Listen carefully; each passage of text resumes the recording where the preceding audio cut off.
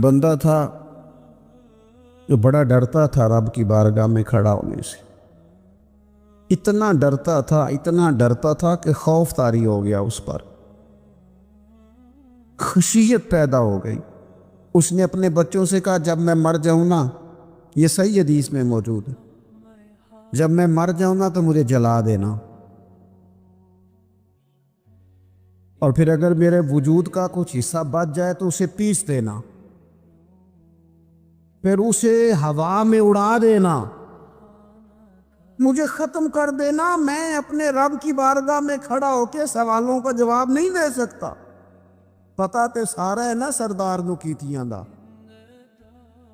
من لانم کے من دانب، جو اعمال کیے ہیں اس کی خبر تو ہے نا، باقیوں کو شک ہے کہ اس میں گناہ کیا ہوگا، پر ہمیں اپنا تو پاک ہے نا، پتا تو سارا ہے نا۔ کہا میں نہیں کھڑا ہو سکتا اس کے حضور، مجھے جلا دینا، میری راکھ بھی بہا دینا، اڑا دینا ہواؤں میں۔ نبی پاک علیہ الصلوۃ والسلام فرماتے بندہ تھا سچا، یہ کام اس نے کیا اللہ سے ڈر کے۔ کریم محبوب علیہ السلام فرمانے لگے اللہ تعالیٰ نا قیامت کے دن ذرات کو حکم دے گا کہ اس کے وجود کے ذرے جمع کرو، اس کا وجود جمع کیا جائے گا۔ جس رب نے پہلے بنایا ہے وہ دوبارہ بنانے پر بھی قادر ہے۔ اس کے ذرات کو جمع کر کے گوشت پوشت دے کے وجود دے کے کھڑا کر کے اللہ پوچھے گا بتا یہ کام کرنے کا تجھے کس نے کہا؟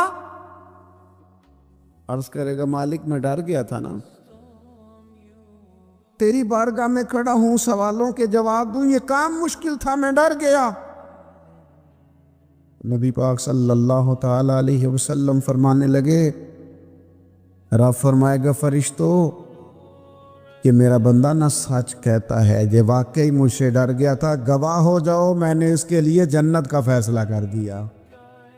حضور سید عالم علیہ السلام فرماتے ہیں اللہ حیا فرماتا ہے کہ اس کا بندہ اس کے سامنے ہاتھ پھیلائے اور اللہ اس کے ہاتھوں کو خالی واپس کر دے۔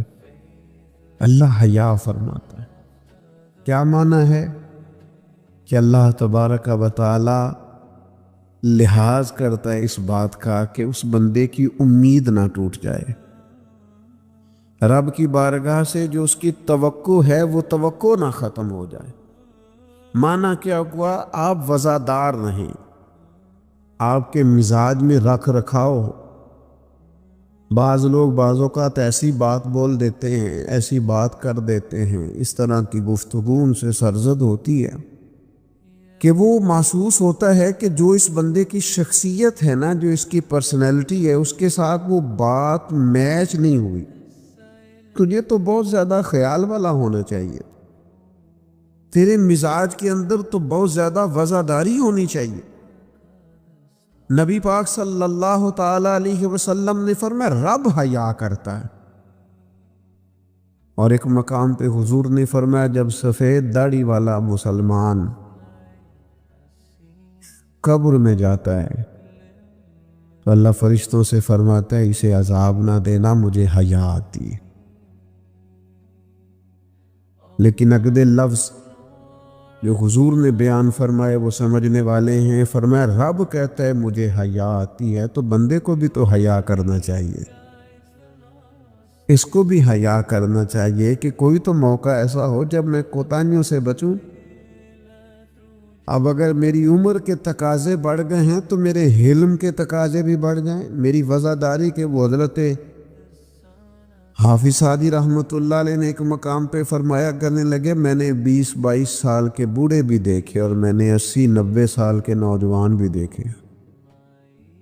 حضور یہ کیا بات ہوئی؟ فرمانے لگے عمریں بڑی زیادہ ہو گئی ہیں لیکن اپنے مزاج کے لحاظ سے وزادار بچپنا ہے طبیعت، ابھی بھی عادات ایسی ہیں کہ جن میں غور کرنے کی ضرورت۔ اور فرماتے ہیں کچھ لوگ ایسے ہیں کہ عمریں تھوڑی ہیں لیکن انہوں نے اپنے آپ کو سمیٹ لیا ہے، بعض چیزوں پر اپنے اوپر پابندی کر لی ہے، بعض چیزوں کا لحاظ کرتے ہیں، کچھ معاملات سے بڑی ہمت کر کے بچتے ہیں۔ پھر انہوں نے نتیجہ نکالا، کہنے لگے میں اس نتیجے پہ پہنچا ہوں کہ بزرگی عمر کے ساتھ نہیں ہوتی، علم اور حلم کے ساتھ ہوتی۔ علم اور حلم کے ساتھ بزرگی کا تعلق، تو اپنی آنے والی نسل کو وزادار کیا جائے، اس کے اندر حیا پیدا کی جائے، انہیں اس بات کا لحاظ دیا جائے کہ آپ مذاق کریں لیکن اس کی بھی تو حد ہو نا۔ آپ یقین کریں بعض لوگ دادا کے ساتھ شغل کر رہے ہوتے، اپنے دادا کے ساتھ اس کا مذاق بنا رکھا، معاذ اللہ، اپنے والدین کے بارے میں باتیں کر کے وہ ہنس رہے ہوتے، اور کئی دفعہ والدین سپورٹ کر رہے ہوتے ہیں، کہتے ہیں یہ بڑا اس کا مذاق والا مزاج ہے، مجھے بھی معاف نہیں کرتا۔ تو آپ اسے کیا بنا رہے ہیں؟ جب یہاں بھی اس کا پردہ قائم نہیں ہے تو پھر اس کا پردہ کہاں قائم ہوگا؟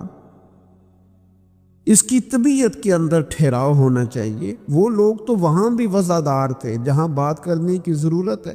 نبی پاک علیہ السلام نے صحابہ سے پوچھا کہ وہ کون سا درخت ہے جس کی مثال مومن کی طرح ہے، تو حضرت عبداللہ ابن عمر فرماتے ہیں مجھے سوال کا جواب آتا تھا کہ وہ کھجور کا درخت ہے،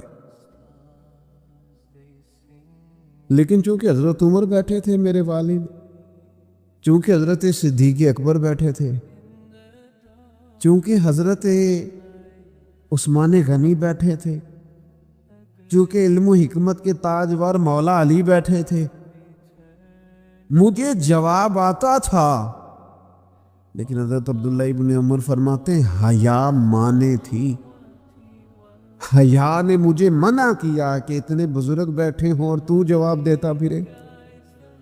ہمارے مفسرین کرام نے یہاں لکھا ہے کہ اساتذہ اور مشائخ کی موجودگی میں علم بتانا بھی منع ہے۔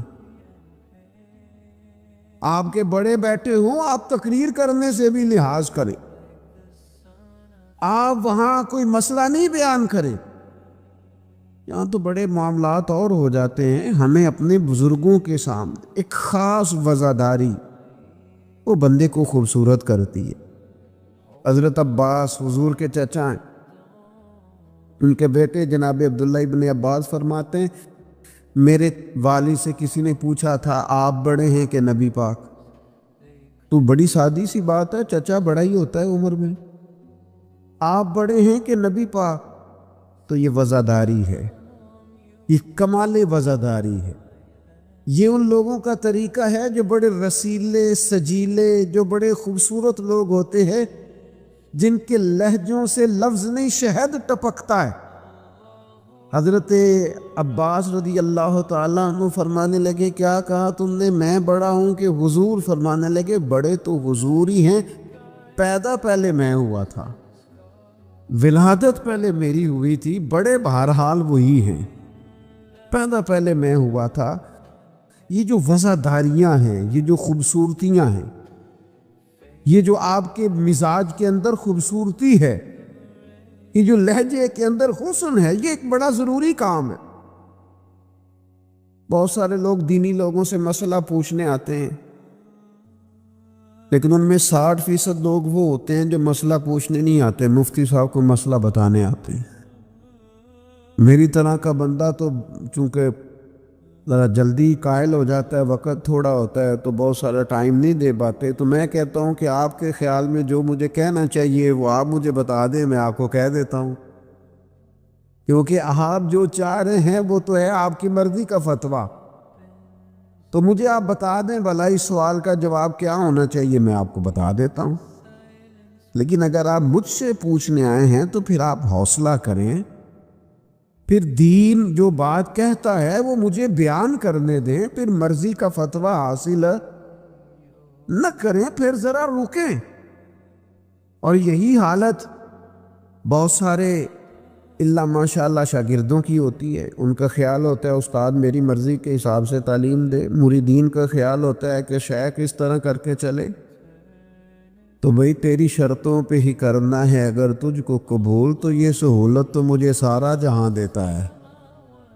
اگر تیری شرطوں پہ تو نے آنا ہے کہ میرے پاس یہ ٹائم ہے تو اس ٹائم آؤں گا، تو میں اس وقت پسند کرتا ہوں تو میں اس وقت آؤں گا، تو آپ اگر یہ کہیں گے تو پھر میں یہ تیری شرطوں پہ ہی کرنا ہے، اگر تجھ کو قبول، یہ سہولت تو مجھے سارا جہاں دیتا ہے، پھر تو ٹھیک ہے۔ اگر ہم نے کچھ دو کی پالیسی پہ ہی تعلق بنانا ہے تو پھر استادی شاگردی تو نہ ہوئی، پھر تو ٹھیک ہو گیا، پھر یارانے کریں گے، دوستیاں کریں گے، اس طرح کے لوگ تو ڈھیروں مل جاتے۔ اپنی زندگی کے اندر وزاداری، خوبصورتی، ٹھہراؤ، لہجے کے اندر حسن، مزاج کے اندر ایک کمال۔ حضرت امام مالک رحمۃ اللہ علیہ کو کسی بات پر امام اعظم نے بڑا ڈانٹ دیا، شاگرد تھے، بڑا ڈانٹ دیا، سخت ڈانٹا، اور اس کے بعد بھی وقفے سے کبھی کوئی ایسی بات ہوتی تو امام صاحب کہتے ہیں میری طبیعت سے وہ غصہ نہ جاتا کہ یار اس نے ایسا کیوں کیا۔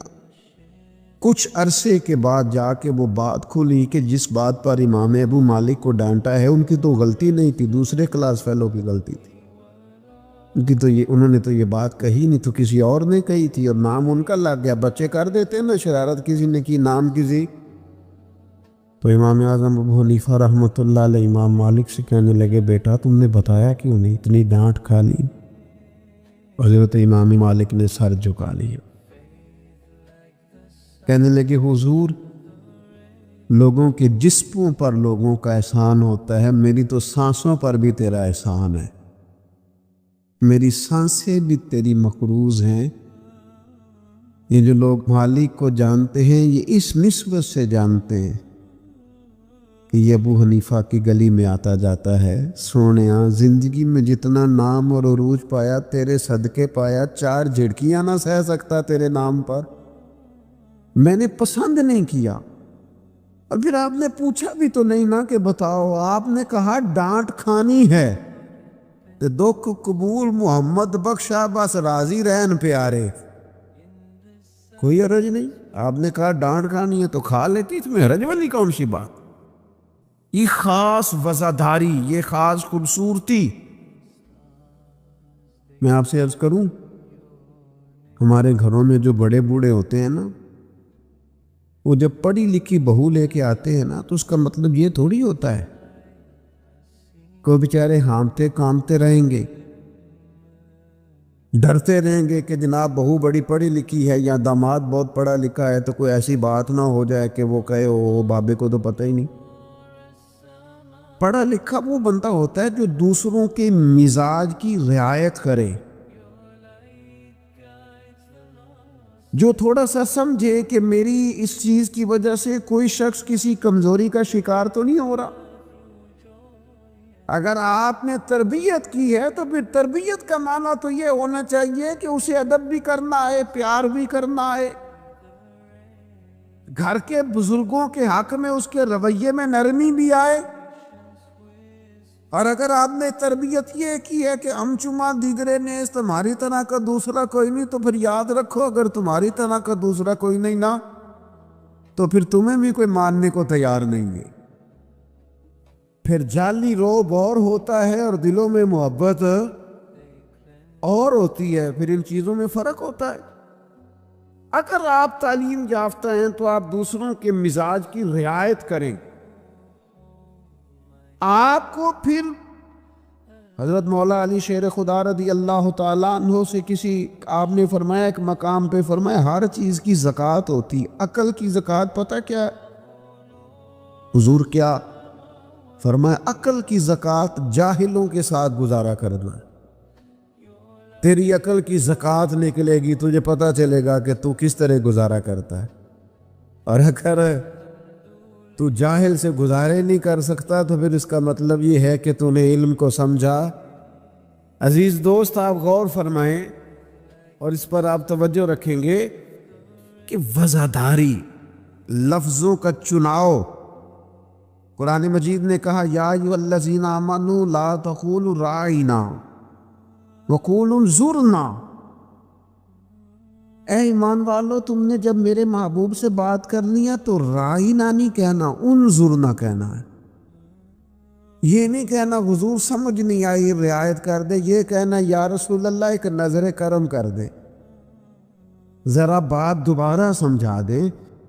آپ اچھے جملے تلاش کے، وزاداری کے ساتھ، ایک خاص حیا کے ساتھ۔ حضرت مولا علی شیر خدا فرماتے ہیں حضور سے مسئلہ پوچھنا تھا۔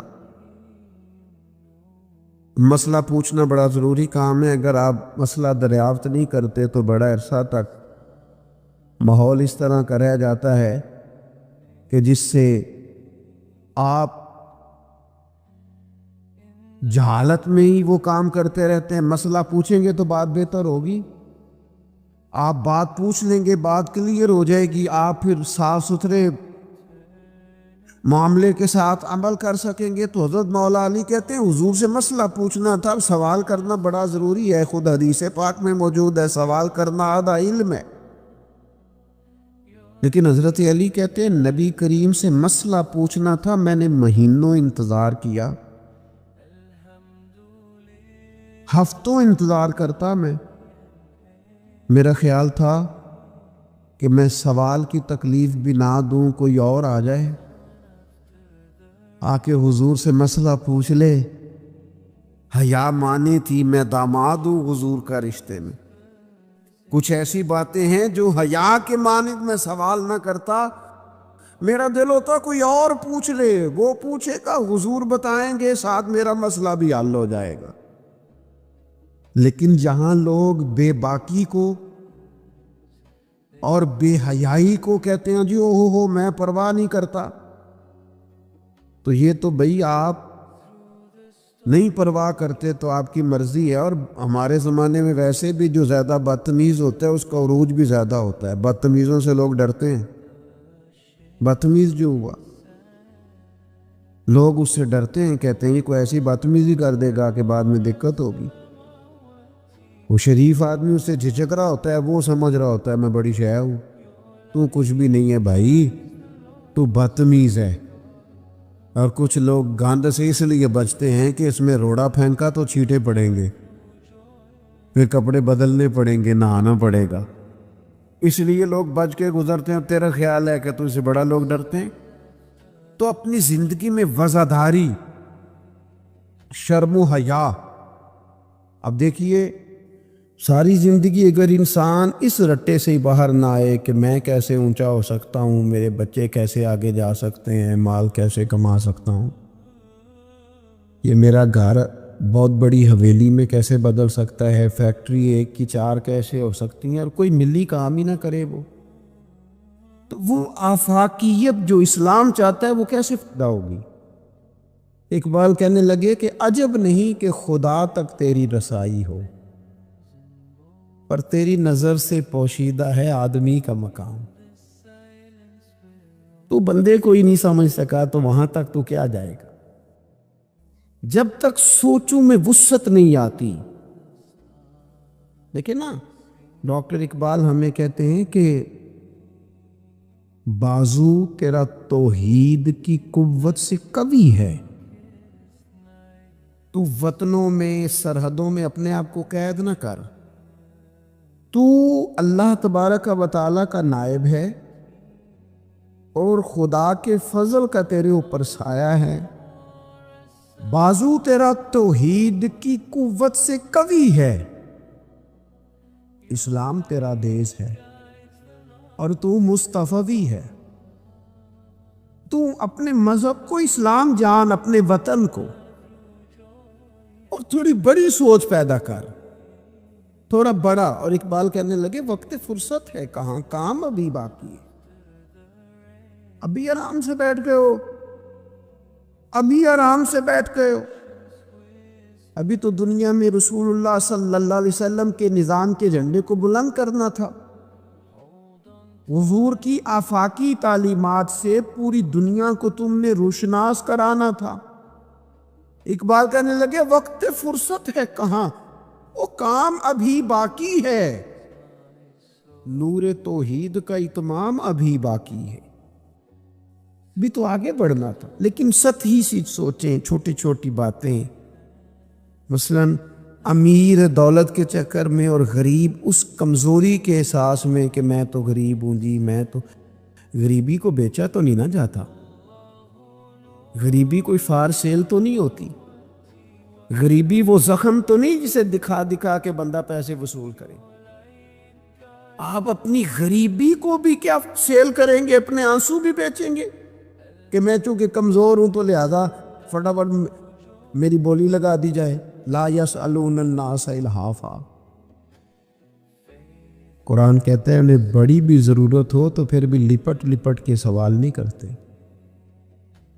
ان کی سوچیں بڑی ہوتی ہیں۔ وہ کہتے ہیں بندے کیا دے سکتے ہیں، سیٹھ کیا دے سکتے ہیں، نواب کیا دے سکتے ہیں، اللہ رسول سے مانگیں گے۔ ان کی بڑی سوچیں ہوتی ہیں۔ وہ شاعر تھا نا ایک بیچارہ، شاعر ناراض نہ ہو جائیں، یہ بھی بیچارے قابل رحم ہوتے ہیں، ساری دنیا سو رہی ہوتی ہے تو یہ چھتوں پہ پھر رہے ہوتے، کہتے ہیں آمد ہو رہی ہے۔ تو یہ بھی ایک عجیب بعض اوقات کیفیت بن جاتی ہے۔ تو اس کی بھی حالت کچھ تھوڑی زیادہ ہی پتلی تھی، کپڑے بھی پھٹ گئے، کسی چوک میں مکھیاں بھنک رہی تھی، تو کسی نے سمجھ لیا کہ شاید غریبی بیچے گا۔ ایک بندہ سیٹھ گزرا تو 5 روپے پھینک گیا، تو وہ شاعر اسے کہنے لگا یہ اٹھا اپنے پیسے لے جا، کہنے لگا وہ آپ کو اس لیے دیں کہ آپ کو ضرورت تھی، بڑا خوددار آدمی تھا، کہنے لگا اگر ضرورت ہوگی تو میں رب سے مانگ لوں گا، اللہ سے مانگ لوں گا ضرورت پڑے گی تو۔ یہ آرزوئے کرم اور میں آپ سے کروں، یہ آرزوئے کرم اور میں آپ سے کروں، یہ بھیک اس کو دی دی ہے جس کا خدا نہ ہو، میں مانگ لوں گا اللہ رسول مجھے دیتے ہیں۔ خودداری، عزت نفس، بڑی سوچ، بلند افکار، یہ ذات کا جو چنگل ہے نا، اس سے اپنے آپ کو آزاد کیا جائے۔ میری بات بن جائے، مجھے کو چودھری مان جائے، مجھے کو بڑا مان جائے، کسی کو پتہ چل جائے تعلق ہے، کسی کو پتہ چل جائے فلانے کا نام آتا ہے، کسی کو میں بھئی آپ کمزور ہو جائے گے، آپ تو بھیک اور خیرات مانگنے لگے گے عزت کی۔ آپ کس چکر میں پڑ گئے؟ آپ اپنے ذہن کو بڑا کریں، نگاہ کو بلند کریں، معمولات اس طرح کے کریں۔ دیکھیں قرآن مجید کیا فرماتا ہے، اللہ کریم نے فرمایا کہ بندوں کی شان یہ ہے کہ وَيُطْعِمُونَ الطَّعَامَ عَلَىٰ حُبِّهِ، وہ لوگوں کو کھانا کھلاتے ہیں پر اللہ کی محبت میں کھلاتے ہیں، کھلاتے لوگوں کو ہیں، پیار پانا چاہتے ہیں رب کا۔ مسکینم و یتیمم و اسیرا، مسکین کو بھی، یتیم کو بھی اور قیدی کو بھی۔ کبھی اگلی آیت پر آپ غور کریں نا، فرمائے انما نطعمکم، بے شک وہ کھانا کھلاتے ہیں لوجہ اللہ، اللہ کی رضا کے لیے، لا نرید منکم، اور وہ نہیں چاہتے جزاء ولا شکورا، نہ وہ کوئی جزا مانگتے ہیں اور نہ ان کا دل کرتا ہے کہ ان کا شکریہ ہی ادا کرے، شکریہ کے لفظوں کا تکلف بھی نہیں چاہتے، ولا شکورا، شکریہ کے جملے بھی کوئی بولے انہیں پسند، کیوں؟ اس لیے کہ انما نطعمکم لوجہ اللہ، کیونکہ کھلایا جو اللہ کے لیے ہے۔ پھر کسی کو کہنا میرا احسان مند بن، شکر گزار ہو، یہ بات درست نہیں ہوتی۔ میرے عزیز تھوڑی سی نا بڑی سوچ، ضروری نہیں کہ آپ سماجی ہوں، سیاسی ہوں، آپ کا بڑا رکھ رکھاؤ ہو، یہ کچھ ضروری ہے؟ آپ کی سوچ بڑی ہو، ذہن میں وسعت ہو، آپ غریب آدمی ہو بھلے، آپ بات ملی کرے، آپ کو اظہار کرنا آتا ہو۔ میں نے پچھلے جمعے بتایا تھا کہ ایک صحابی نے بھوکے رہ کے مہمان کو کھانا کھلایا، ان کی اپنی حالت یہ تھی کہ ایک وقت کا کھانا نہیں تھا۔ آپ کے مزاج میں وسعت ہو، مزاج میں۔ بخاری شریف میں حدیث ہے، نبی پاک صلی اللہ تعالی وسلم کے سامنے سے ایک شخص گزرا، کریم محبوب علیہ السلام نے لوگوں سے پوچھا کہ اس کے بارے میں تمہاری کیا رائے ہے؟ عرض کی یا رسول اللہ بہت وفادار آدمی ہے، بڑا باوقار ہے، کوئی بھی بات کرے تو لوگ توجہ سے سنتے ہیں، کہیں پیغام نکاح دے تو اسے رشتہ مل سکتا ہے، کسی کی سفارش کرے تو قبول کی جا سکتی ہے۔ حضور زیر لب ہلکا سا مسکرائے اور خاموش ہو گئے۔ بڑے بڑے سیاسی سماجی لوگ ہوتے ہیں نا شہروں میں، وہ بیچارے مطلب ان کا بس نہیں چلتا، کسی کی منت کریں کہ کہہ 2 دفعہ مجھے چودھری صاحب، گزارش کریں، کسی کا ترلا کریں کہ مہربانی کر 2 دفعہ کہہ دے میں بڑا آدمی، بول دے صحیح۔ شیخ سعدی کہتے ہیں جس طرح لکڑی کو گھن کھا جاتی ہے، بڑے لوگوں کو خوشامد کھا جاتی ہے، کھوکھلا کر دیتی، صلاحیتیں ضائع ہو جاتی، تعریف کا اتنا شوق لگ جاتا ہے، اتنی لت لگ جاتی ہے تعریف۔ تو حضور خاموش ہو گئے۔ تھوڑی دیر کے بعد ایک غریب آدمی گزرا، یہ بخاری ہے۔ نبی کریم صلی اللہ علیہ وسلم نے فرمایا اس کے بارے میں تمہارا کیا خیال ہے؟ عرض کی یا رسول اللہ یہ تو غریب آدمی ہے، سادہ آدمی ہے، یہ کوئی بات کرے تو لوگ توجہ سے سنے نہ، پیغام نکاح دے تو کوئی اسے رشتہ بھی نہ دے، اور حضور یہ سفارش کرے تو قبول بھی نہ ہو۔ ایک بندہ پہلے گزر گیا جس کے بارے میں یہ تھا کہ بڑا جناب، لوگ اس کو جانتے، اس کی بات سنی جاتی، سفارش مانی جاتی، پیغام نکاح دے تو رشتے ملتے۔ اس کے بارے میں بالکل دوسرا مترادف اور الٹ تبصرہ کیا گیا، یا رسول اللہ یہ غریب آدمی ہے، اس کی وہ وضاحت نہیں۔ اب نتیجہ حضور نے بیان کرنا تھا، رزلٹ نبی پاک نے دینا تھا۔ حضور فرمانے لگے وہ جو تم نے کہا نا کہ بڑا وضاحت ہے اور سفارشیں مانی جائیں اور پیغام نکاح قبول کیے جائیں، فرمایا اس طرح کے بندوں سے زمین ساری بھر بھی جائے تو پھر بھی یہ جو غریب گزرا ہے نا، یہ ان سب بندوں سے زیادہ افضل ہے۔ آپ کا کیا خیال ہے کہ نام کی تختیاں زیادہ لگی ہوں تو بندے کا رعب زیادہ ہے؟ اس نے بڑے افتتاح کیے ہوں تو اس کا رعب زیادہ ہے؟ تو میرے عزیز، آپ بڑی سوچ، وسعت والی، بڑا کلیجہ، بڑا حوصلہ، نبی پاک صلی اللہ تعالی علیہ وسلم نا بڑی باتیں ارشاد فرماتے تھے۔ حضور کی کوئی ایک حدیث بھی، کبھی ایک حدیث پر بھی غور کرو گے تو عالمی سوچ ملے گی آپ کو، آفاقی بات، اس میں دنیا کی ساری حکمتیں پنہاں نظر آئیں گی آپ کو۔ لیکن مسلمان اپنی گلی سے باہر نہیں آتا، اپنی برادری سے باہر نہیں آتا، اس کو یوں لگتا ہے کہ میرے گھر پیسے آ گئے نا، ایسی ہوا چلی ہے کہ ہر شخص سوچتا ہے اور تمام شہر جلے، بس ایک میرا گھر نہ جلے۔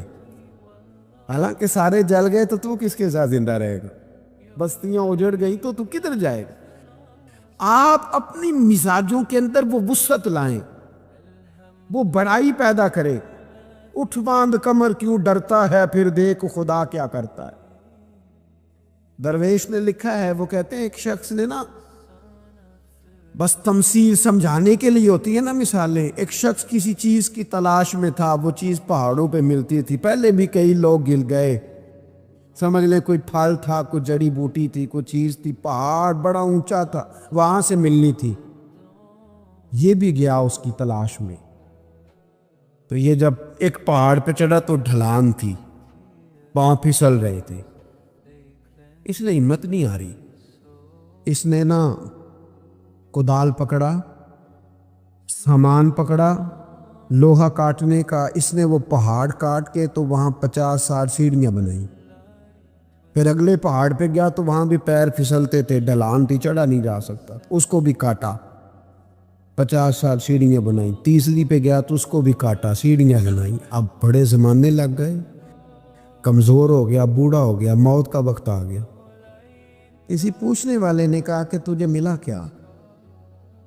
3 پہاڑ کاٹ کے تو نے سیڑھیاں بنائی، تو پہنچ سکا نہیں، ملا کیا؟ کہنے لگا تمہیں پتہ ہی نہیں میں کامیاب کتنا ہوا ہوں، میں نے اکیلے نے وہ چیز نہیں پانی تھی، اس کو پورے شہر کی ضرورت تھی، جہاں تک میں نے بنا دیا ہے نا، اب جو سفر شروع کرے گا اسی اگلا سفر شروع کرے گا۔ او میں نے 3 سیڑھیاں تو زندگی میں بنا دی ہے نا، 3 تو میں نے بنائی ہیں، اب جو سفر شروع کرے گا وہ اس سے، اور میں کامیاب ہو کے جا رہا ہوں، میں نے اپنے حصے کا کام کر دیا، میں یہی کر سکتا تھا، یہی مالی دا کم پانی دینا، اوتے پر مشکا پاوے، اگو خالق دا کم پھل پھل لانا لاوے یا نہ لاوے تو ڈیوٹی تو کہنا اپنی تو ڈیوٹی نہیں کرتا. ایک بابا جی بوڑھے تھے, ہاتھ کانپ رہے تھے ہاتھ تو درخت لگا رہے تھے. ایک سیانہ بندہ گزرا, اس نے کہا بابا جی نہ آپ نے پھل کھانا ہے, اتنی محنت کی کیا ضرورت ہے. وہ کہنے لگا پتر ہمارے پچھلوں نے لگائے تھے نا, ان کے پھل ہم نے کھائے ہیں. ہم سوچتے ہیں کہ ہم خود غرض نہ مر جائیں, ہم بھی کوئی پھل لگا دیں, چلو آنے والی نسلیں ہی کھا لیں گی. میں اگلی نسل کا سوچ رہا ہوں. بھائی ملی سوچے قومی, آپ کچھ تو کر جائیں ایسا کہ پھر آنے والوں کو صفر سے نہ شروع کرنا پڑے. کوئی تو ایسی منزل ہو, کوئی تو ایسا رستہ ہو, کچھ تو آپ بنا کے دے جائیں, کچھ تو آپ کر جائیں. امام بخاری ہمیں بخاری بنا کے دے گئے, انہوں نے کہا لو میں تمہیں حضور کی سیدی سے جمع کر کے دے رہا ہوں, اب تشریح کرتے رہنا, اب پڑھتے رہنا, قیامت تک سناتے رہنا. لیکن وہ ہمارا یہ